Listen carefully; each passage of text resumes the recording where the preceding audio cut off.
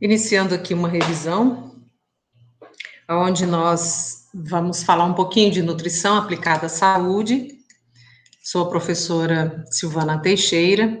Importante a gente trazer agora algumas abordagens como uma revisão, um apanhado de informações relativas à nutrição, que vale a pena para o curso de enfermagem ter essas noções. Então, são algumas noções de um resumo do que a gente conversa nas aulas de enfermagem, tá? Então, sem aprofundamento, mas a gente trazendo aqui algumas noções. Bom, iniciando, falando um pouquinho de nutrição, a gente precisa trazer um pouco dos macronutrientes. Quando a gente fala dos macronutrientes, considerando os nutrientes, os elementos que os alimentos contêm, então, alimentos contêm nutrientes. Ao fazermos a alimentação, nós vamos fazer o processo da nutrição. Quando nós nos alimentamos desses alimentos, os nutrientes que ali estão contidos farão o papel da nutrição no nosso corpo. Que nutrientes são esses? Eles são classificados em macronutrientes e micronutrientes. Os macronutrientes são as proteínas, carboidratos, lipídios, micronutrientes, vitaminas e sais minerais. Cada um com a sua função no nosso corpo. As proteínas, elas têm a função de ser construtores. Elas realmente participam na formação, na construção dos nossos órgãos. Nós precisamos, de uma maneira geral, para nosso aproveitamento no corpo, nós precisamos de uma quantidade de proteína em porcentagem que varia de 15% a 35%, considerando vários fatores fisiológicos, fatores ciclos de vida, né, o momento, a fase da vida que está passando, a gestação, o idoso, uma doença crônica, uma doença catabólica, tudo isso vai variar e a gente tem entre 15% e 35%. Carboidratos e lipídios têm a função de serem energéticos. Os carboidratos, os açúcares, nós precisamos em torno de 45% a 65%. Os lipídios, também energéticos, de 25% a 35%. Micronutrientes, que são as vitaminas, elas vão fazer o papel de reguladores. O que seria isso? Todo esse trabalho dos carboidratos, lipídios e proteínas dependem da ação das vitaminas e dos sais minerais. Sem eles, não adianta ter toda a energia necessária, toda a proteína necessária, que nós não teremos o trabalho concluído. Então, é uma engrenagem muito perfeita. Nós precisamos das vitaminas e dos sais minerais. E das vitaminas, nós temos duas classificações: as lipossolúveis, elas caminham ligadas a algumas gorduras, digamos assim, alguns lipídios, são as vitaminas A, D, E e K, e nós conseguimos armazenar essas vitaminas no nosso corpo, e as vitaminas hidrossolúveis, que elas estão diluídas no ambiente líquido, né, na água. Então, são as vitamina C e as vitaminas do complexo B. Os minerais, que também são reguladores, nós precisamos e temos uma grande quantidade de minerais. Alguns exemplos aqui: ferro, cálcio, zinco, cobre, manganês, magnésio, selênio. Nós vamos ver falar um pouquinho mais sobre eles, um pouquinho mais para frente, quando a gente for falar de oxidantes, alimentos antioxidantes, tá? A anemia, a osteoporose, né, que a gente conhece bastante sobre o cálcio, o zinco na questão dos músculos, cabelo, unha, né? Vamos para frente. Então, ainda falando dos macronutrientes, trazendo esse panorama dos construtores, eles têm essa função estrutural no nosso organismo. Nós precisamos de 20 aminoácidos, eles são 20 aminoácidos distintos entre si, e que nós não conseguimos produzir naturalmente no nosso corpo, então nós precisamos consumir. Nós precisamos de alguns alimentos, então. Que alimentos seriam esses que têm essas proteínas? As carnes, peixes, ovos, os cereais integrais e as leguminosas. Então, aqui não estamos falando de pessoas que são vegetarianas, ovo-lácteo, não tem essa particularidade. Aqui abrange todos e daqui, então, vem essas derivações das preferências, das escolhas. As proteínas também vão participar na formação dos hormônios, das enzimas, né, formando os anticorpos do nosso corpo. Nós precisamos, a todos os dias, nós perdemos pele e precisamos reconstituir. Quem é que faz isso? Proteína, né? E dos nossos fluidos, leite materno, esperma, muco, tudo isso é constituído de proteína. Carboidratos, os energéticos, eles têm essa função de nos fornecer energia que nós precisamos para a manutenção de todas essas funções. Então, para desempenhar essas funções metabólicas do organismo. Que alimentos são esses? Os pães, as massas, os grãos, os vegetais também, melado, açúcares. O que a gente tem sempre falado é que nós temos que cuidar da dose e da qualidade desse carboidrato. Quando falamos de pães e massas, qualquer pão e qualquer massa, isso que é importante a gente estar discutindo. Os lipídios, que também são energéticos, eles vão fazer esse papel de isolante térmico, de fornecer, além da energia, de ser isolante térmico, traz sabor aos alimentos, a questão da palatabilidade. Eles são veículo, né? Eles carregam as vitaminas lipossolúveis, eles sintetizam hormônios, nós precisamos deles nos sais biliares. Que fonte que nós temos? Temos a fonte animal e a gordura vegetal, os lipídios animais e os lipídios vegetais. Nos animais nós temos manteiga, creme de leite, banha, óleo de fígado de bacalhau, tocinho, queijos, carnes, né? Gema de ovo. E nós temos também de origem vegetal, gordura hidrogenada, azeitona, os óleos, né? Os óleos vegetais, soja, girassol, oliva, algodão. Temos algumas frutas, como o abacate, temos nozes, cacau, coco, chocolate, né? Alguns chocolates que são acrescentados de gordura, castanhas, enfim, são esses alimentos fonte. Então, nós temos o nutriente, a sua função e o seu alimento fonte. Aqui, em relação às vitaminas, é um painel mais para trazer, assim, a curiosidade. É importante para o profissional, seja nutricionista ou seja enfermeiro, ter sempre um painel de vitaminas como um recurso rápido. Com o tempo a gente vai habituando, mas vale a pena a gente sempre recorrer. Tem sempre estudos novos que vão acrescentando mais informações, mas de uma maneira geral, conhecer quais são as fontes de vitaminas, quais alimentos eu encontro mais as vitaminas, a carência dela provoca que tipo de doença, qual é a função dessa vitamina no nosso corpo. Então, aqui é um painel que vem trazer esse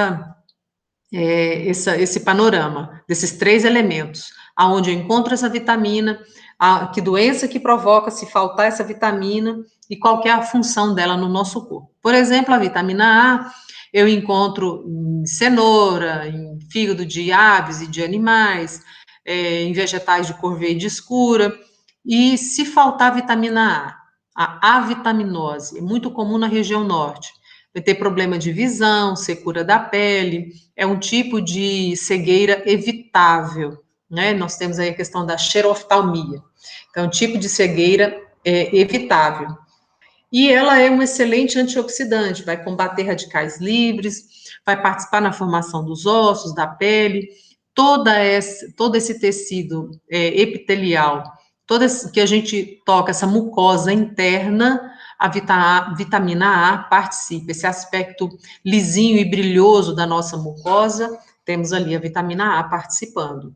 E assim vai para todos eles. Vamos pegar aqui B12, fonte, nós temos o levedo de cerveja, fígado, carnes. Se faltar vitamina B12, nós vamos ter um tipo de anemia chamada perniciosa. E ela participa de uma forma muito importante na formação das hemácias e a multiplicação celular. Também a falta dela, na nutrição, a gente observa em sinais clínicos a falta de força na panturrilha, uma participação muito importante na força muscular. E a gente observa isso muito em idosos, quando começam a mudar a marcha, a gente observa como é que está a vitamina B12, um ponto muito importante. E assim vai, tantas as outras vitaminas. Esse é um painel demonstrativo.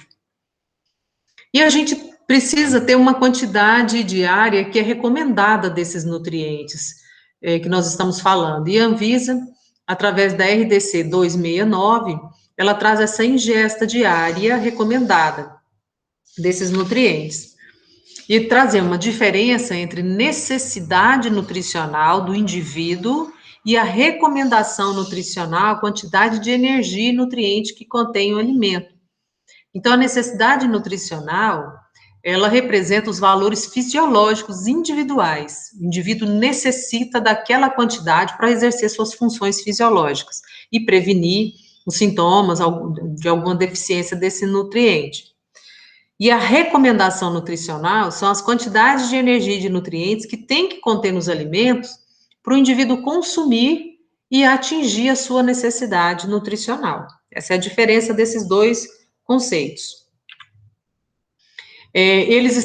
A necessidade está relacionada, como eu já disse, a necessidade nutricional, ela está relacionada com alguns elementos importantes, como idade, sexo, a altura, o peso, o estado fisiológico, se idoso, gestante, a atividade física e até mesmo a condição de alguma doença.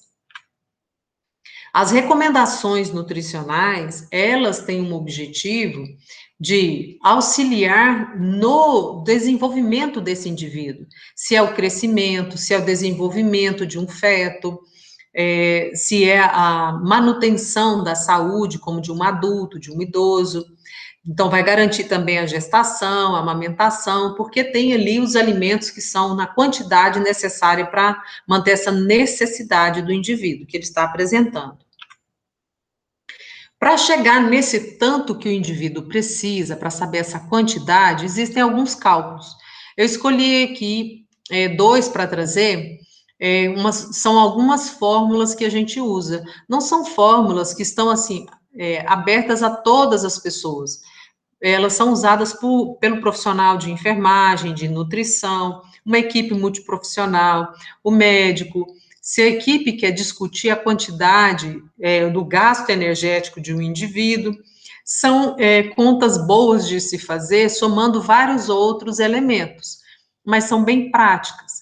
Distribui aqui sexo, idade, peso, né, para a gente estar... altura, então correlaciona peso e altura, e a gente faz umas continhas, que alguém já pensou lá atrás, Harris Benedict, que é muito indicado, já pensou lá atrás, já estudou, e aí a gente faz essa continha. Tem para homem, para mulher, aonde se relaciona peso, altura e idade, e depois que encontra a taxa de metabolismo basal ou gasto energético basal, são a mesma coisa, ele minimamente, para sua taxa de metabolismo basal ou o seu gasto energético basal, é o básico, para exercer, para dormir, para respirar, se alimentar, é o básico que ele precisa para fazer todas as suas funções dos seus órgãos internos, ele tem um gasto energético basal. Para chegar a essa conta, tem essas fórmulas. Quando eu multiplico esse gasto energético basal pelo fator atividade, eu estou acrescentando um fator externo. Esse indivíduo tem uma atividade leve, moderada ou intensa. Daí também tem um parâmetro para eu poder multiplicar e encontrar, então, o GET, que é o gasto energético total.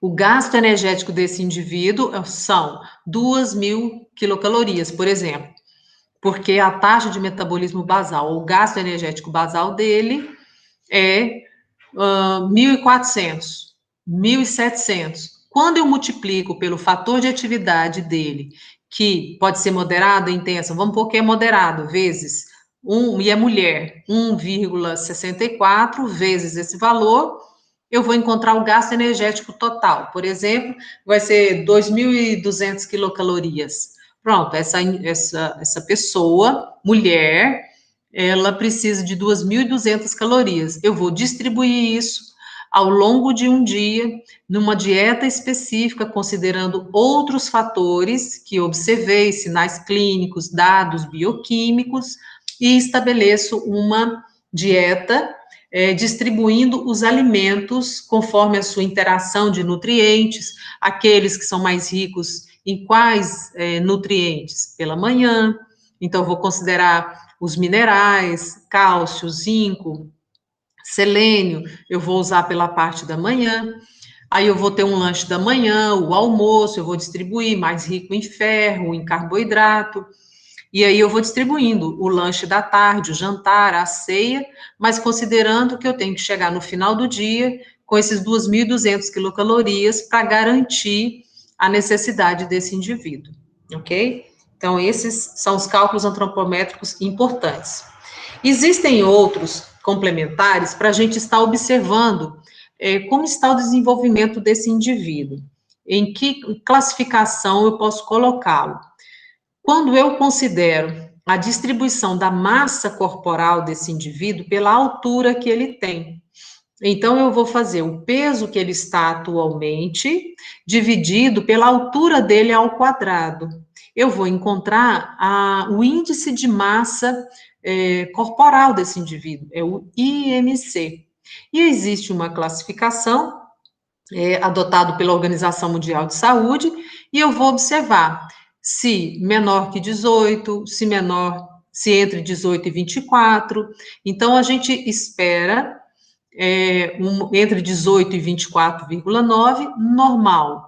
Então, quando eu classifico em relação à obesidade, é 0. Se eu encontro maior que 40, um IMC maior que 40, eu tenho uma obesidade grave, classifico como obesidade grau 3.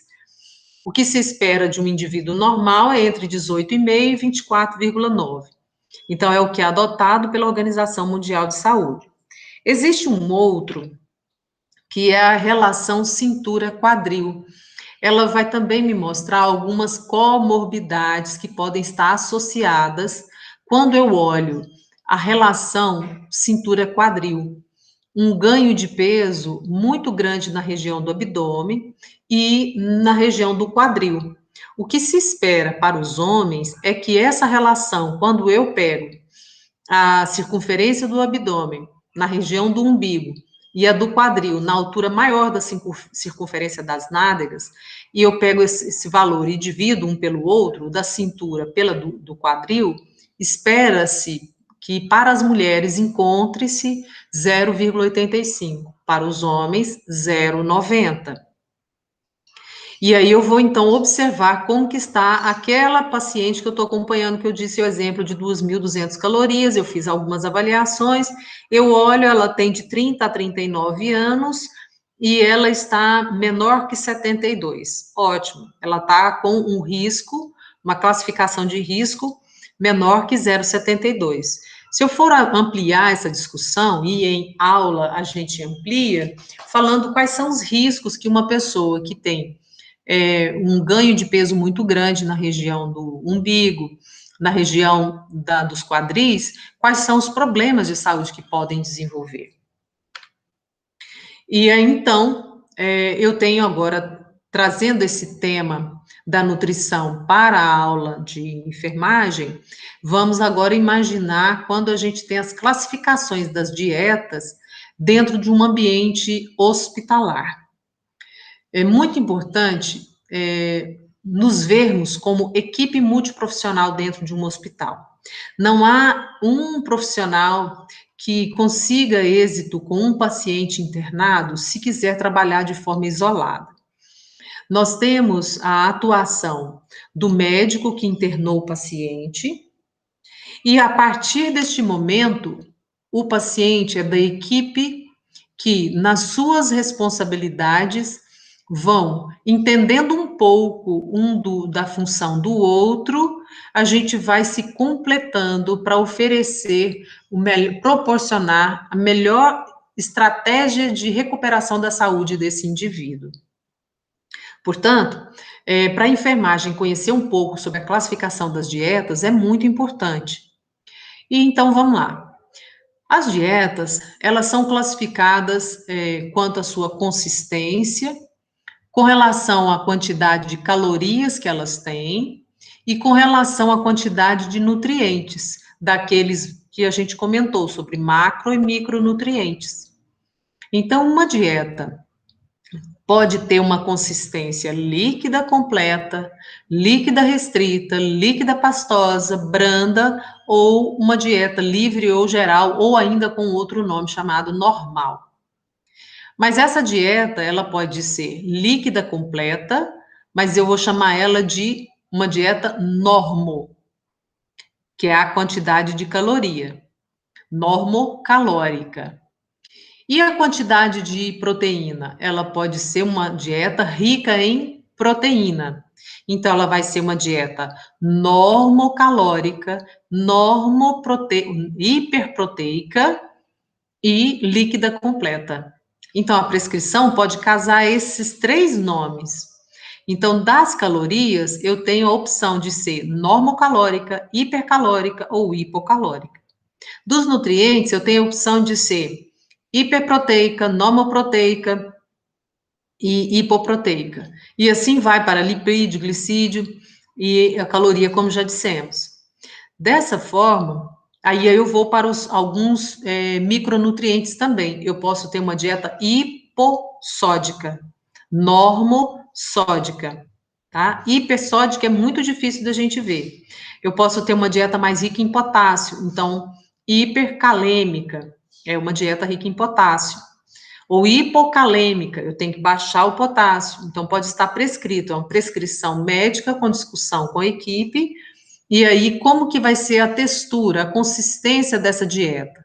Suponhamos que seja um indivíduo que vai receber uma dieta normocalórica, porém hiperproteica. Então, em termos de caloria, vai ser normal, mas em termos de proteína, vai ter um pouco mais. Acontece que esse indivíduo está com um problema no esôfago, com um problema de deglutição, e a dieta dele, então, vai ter que ser pastosa. Então, nós vamos ter uma consistência, vai estar escrito que, além de normocalórica e hiperproteica, vírgula, pastosa, porque é a maneira como ele pode comer. Ou temos um problema de edentulismo, esse indivíduo não tem dentes. Aí é muito importante a avaliação, não só do nutricionista, do médico, mas da equipe de enfermagem. Às vezes passa por esses dois, e na avaliação, na abordagem de enfermagem, nos cuidados com o paciente, observa que esse paciente retirou, por exemplo, a dentadura e deixou em casa, e foi para o hospital sem a dentadura. Como que ele vai se alimentar? Apesar de estar lá prescrito uma dieta livre, uma dieta normal. Bom, então essa dieta livre vai ter que ser transformada em pastosa ou então vai ter que mandar trazer a dentadura. Conforme a conduta médica, se for o caso de não puder usar uma dentadura, vai ter que então modificar a consistência da dieta. Então essa classificação tem todo um envolvimento da equipe para fazer a avaliação. E aqui, então, tem algumas classificações das dietas hospitalares, destrinchando um pouco do objetivo da dieta livre. Na dieta livre, eu vou ter um objetivo específico, que é para manter a condição nutricional, o estado nutricional do indivíduo, mas eu tenho alguns objetivos, é indicado apenas para manter essas funções de mastigação, a função gastrointestinal está preservada, está tudo bem, mas eu tenho que distribuir os macronutrientes. Quais eles? Carboidrato, lipídio, proteína, como já dissemos, e eu tenho que atingir um valor calórico específico. Alguns alimentos são recomendados, outros devem ser evitados. E assim por diante, em relação às demais dietas. A dieta branda tem a característica de ser a dieta com alimentos muito parecidos com a dieta livre, com a diferença que nada vai ser cru, tudo vai ser cozido. É uma dieta branda de fácil digestão, muito indicado quando se precisa cuidar do indivíduo que tem alguma perturbação na função do trato gastrointestinal, mas a distribuição dos macronutrientes continua preservada. Eu tenho a dieta pastosa, como já dissemos, não há apresentação de purê. Os alimentos estão recomendados, não tem muita restrição, mas a apresentação, a consistência tem que ser em purê. Eu consigo conservar os macronutrientes ainda e atender a necessidade calórica desse indivíduo com esse tipo de dieta. A dieta líquida pastosa ou pastosa liquidificada, eu ainda consigo atingir os nutrientes, mas eu já tenho uma característica específica, ela é indicada para indivíduos com problemas no trato gastrointestinal. Precisa, às vezes, preservar, num pós-operatório, preservar o trato gastrointestinal e eu utilizar a porção mais alta, somente a porção mais alta para absorção do nutriente. Então, já vai ter uma consistência bem mais fina para ter uma absorção rápida e não ter produção de resíduo na região do cólon. A líquida completa já começa a bagunçar totalmente a distribuição de macronutrientes, dificilmente vou atingir a necessidade calórica desse indivíduo, ela deve ser uma dieta de pouco tempo para evitar a desnutrição, e ela tem uma função muito mais de hidratação, então é uma dieta de transição. A líquida restrita, principalmente, ela é somente para saciar a sede, a gente não consegue fazer a nutrição desse indivíduo considerando a distribuição dos macronutrientes, fica muito pobre, então a gente só consegue mesmo hidratar. No pré e pós-operatório, normalmente antes de uma colonoscopia ou endoscopia, ela é de curtíssimo período, porque se tiver uma indicação por um período maior, já é necessário, então, pensar na nutrição enteral, que vamos falar daqui a pouco. Aqui está, então, nutrição enteral. Chega numa condição em que é necessário uma alimentação líquida, por sonda, porque o indivíduo apresenta um comprometimento no sistema digestivo, não vai poder utilizar, e aí vai utilizar numa região mais específica. Se for para preservar o estômago, faz uma nasoentérica, ou então por uma ostomia. Pode ser uma gastrostomia, uma jejunostomia. Então, é necessário fazer uma discussão da equipe multiprofissional e, a partir daí, conduzir.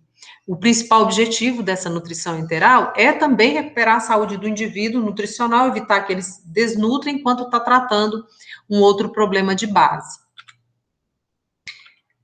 Nós temos alguns tipos de nutrição enteral. A nutrição enteral, as dietas que são indicadas para a nutrição enteral, elas são chamadas de fórmulas, porque elas são fórmulas elaboradas. Dá para ser caseira? Sim, são fórmulas artesanais. E as fórmulas industrializadas. O risco do alimento não ser muito seguro quando feito caseiro é maior.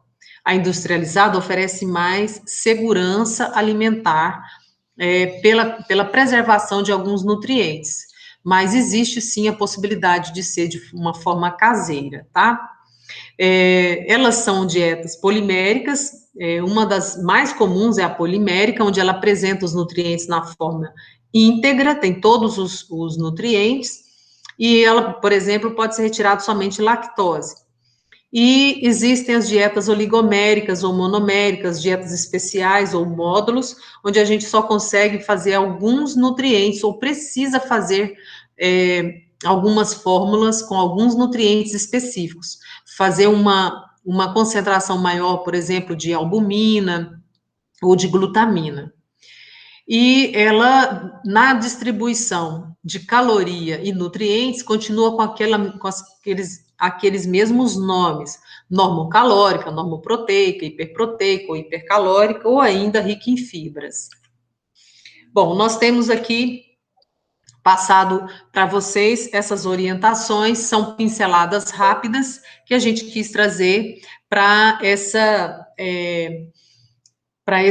pincelada do que é a nutrição aplicada à saúde, que a gente conversa com a turma da enfermagem. Um prazer estar com vocês e estamos à disposição. Um forte abraço, espero ter contribuído.